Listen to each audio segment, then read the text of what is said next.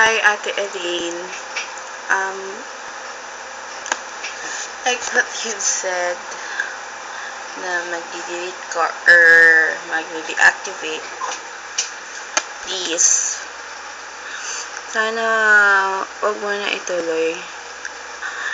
Kasi, syempre, it's not for my own good. Pero, mawawalan na ako ng ate. Mawawalan na ng mamis yung mga anak mo. Especially, wala nang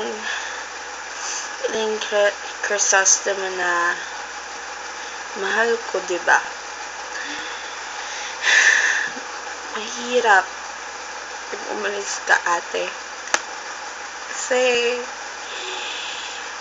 ikaw na lang yung natitira na ating meron ako.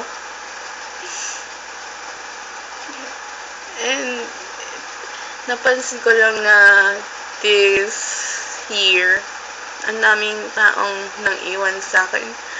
Sana hindi ka isa dun. Masakit sa akin. Super. Kaya please, ate, stay. You know how much I love you, ate. Kaya please stay. Huwag mo ko iwan. Hindi, iiyak talaga ako. Mukha akong tanga sa video ko, alam ko. Pero sana, stay ka naman,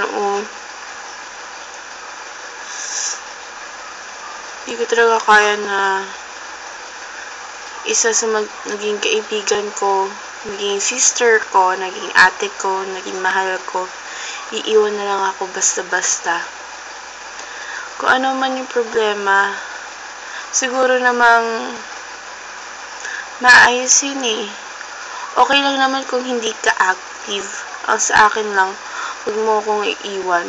Or kami pala, huwag mo kaming iwan.